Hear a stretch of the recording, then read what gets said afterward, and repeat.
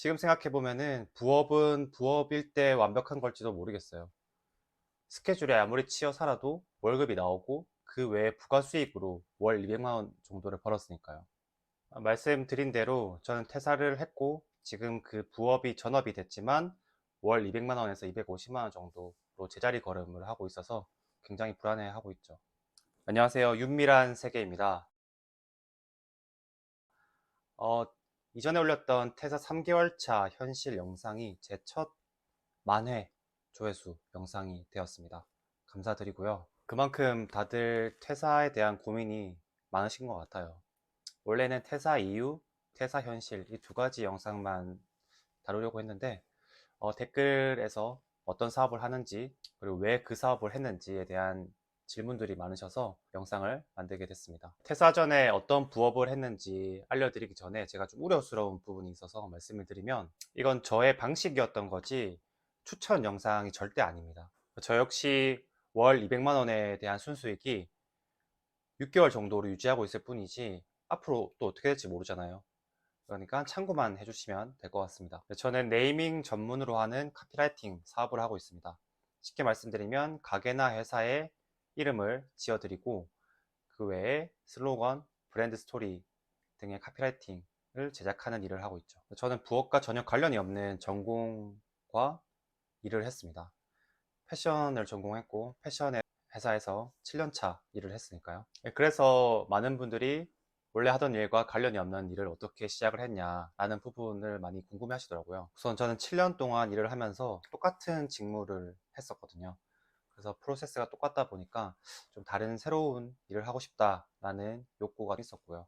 그리고 추가적인 수익을 내고 싶다는 생각, 이 두 가지가 동기였습니다. 그리고 직접적인 계기는 제가 다니던 회사에서 사이드 프로젝트를 진행을 하는데 제가 차출이 돼서 어떻게 하다 보니까 제가 팀장을 하게 됐어요. TF를 꾸리게 됐고 그 해야 되는 일은 신규 브랜드를 런칭하는 일이었고 제가 거기서 팀장 역할을 하다 보니까 첫 보고를 회장님께 PPT로 발표를 해야 되는 상황이었는데 이 전원이 자원이 아니라 차출로 뽑히다 보니까 전부가 의욕이 없었고 그리고 이전에 한번 이 프로젝트가 엎어졌던 걸 알기 때문에 어차피 이거 안 될 거야 라는 생각 때문에 전부 열의가 없었죠. 하지만 전 팀장이었고 그 사람들을 이끌고 이 PPT를 만들어서 보고를 해야 되는 사람이었기 때문에 어떻게든 해보려고 했는데 그중 한 명이 이렇게 말하는 거예요.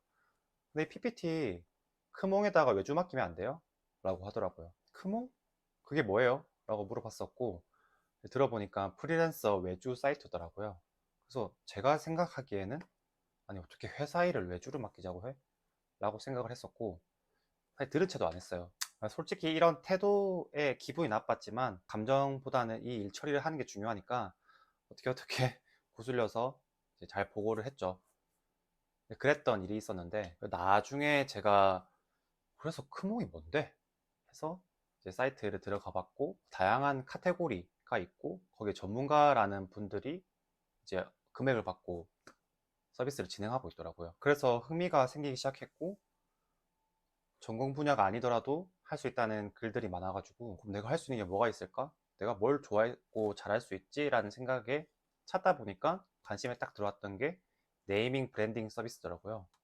평소에는 그러진 않았는데 제가 그때 한참 좋아했던 게 주변 지인들이나 아니면 그때 사귀던 여자친구의 별명 지어주는 걸 좋아했어요. 장난으로 유튜브 채널명 같은 거 이거 해봐 잘 될 것 같아 이런 식으로 지어주기도 하고 그런 걸 제가 은근 좋아했었거든요.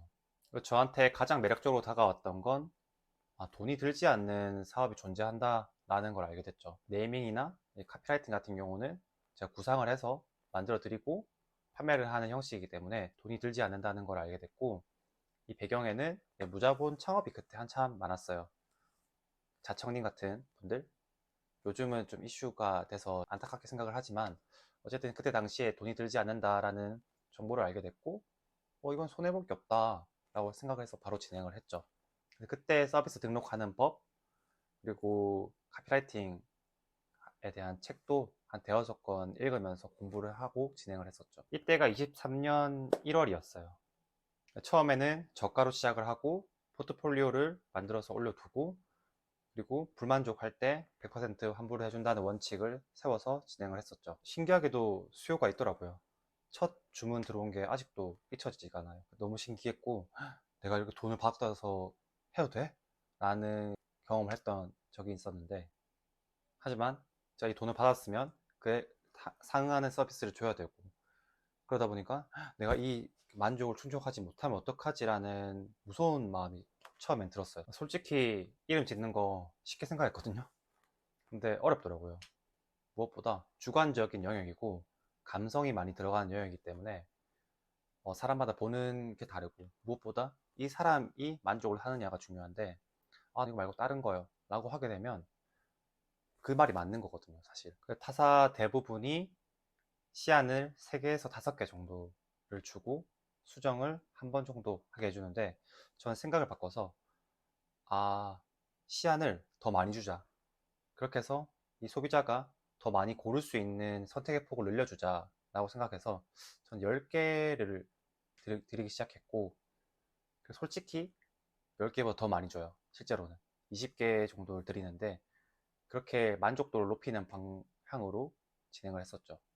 하지만 양을 이렇게 압도적으로 많이 늘린다고 해도 모두를 만족시킬 수는 없더라고요. 초반에는 수정 요청이 들어오면은 심장이 쿵 내려앉아요.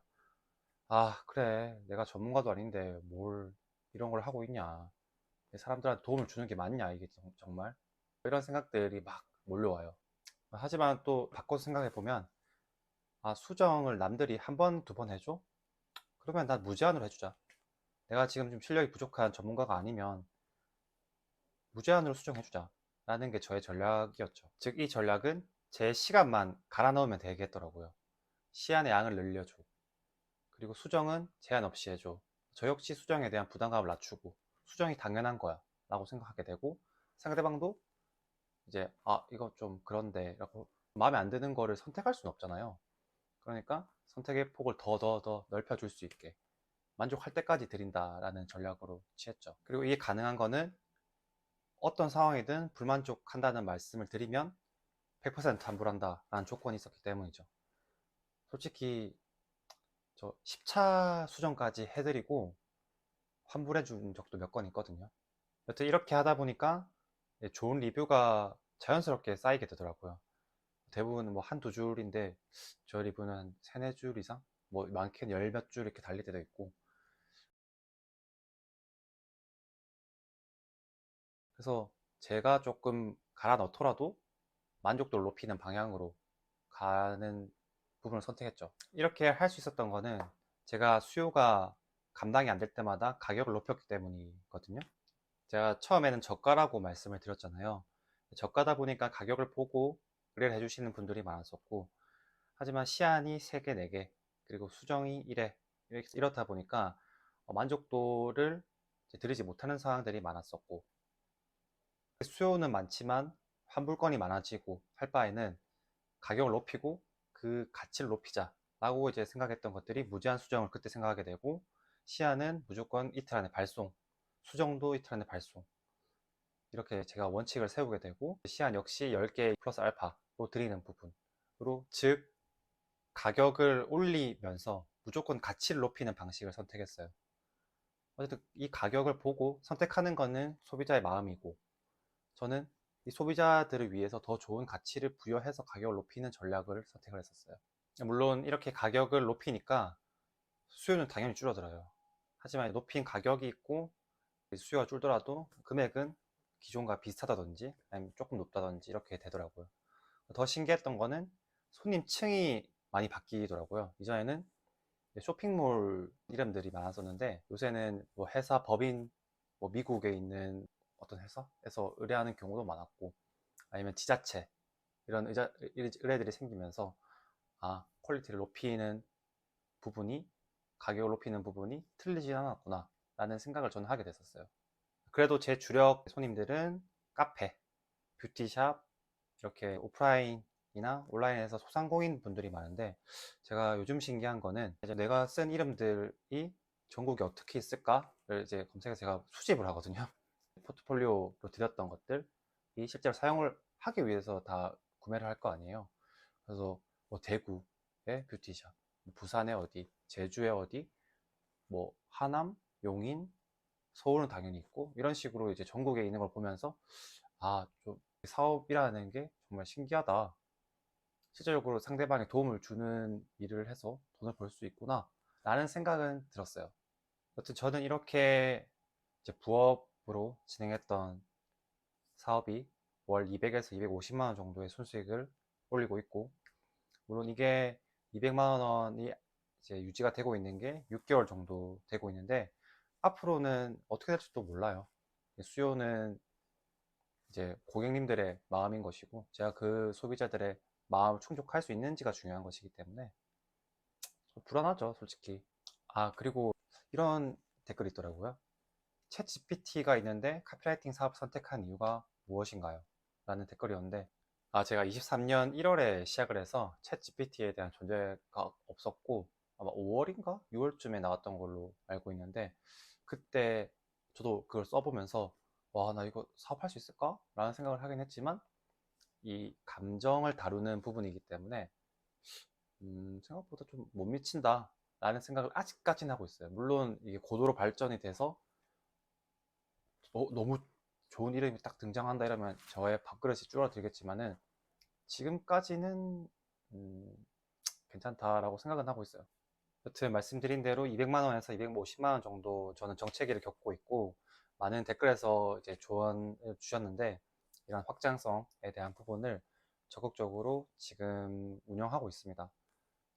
다시 한번 말씀드리지만 저의 경우에서 이렇게 해서 월 200 정도 벌고 있다 라는 내용인 것이고, 누군가가 저처럼 했을 때 안 될 수도 있어요. 그리고 저도 당장 다음 달에 100만 원을 벌든지 50만 원 벌든지 이렇게 수익이 떨어질 수 있는 것이니까, 부업이라든지 이런 부분들은 워낙 다양한 부분이 많기 때문에 본인에게 맞는 걸 선택을 하는 게 중요한 것 같고, 그리고 부업을 왜 해야 되는지에 대한 부분도 생각을 해보셔도 좋을 것 같아요. 네, 다시 말하지만 퇴사는 부디 신중히 하시고, 부업은 부업일 때 좋을 수도 있다 라는 생각을 한번 해보시고 원하시는 부분을 선택하시는 게 좋을 것 같아요. 네, 유미란색이었습니다.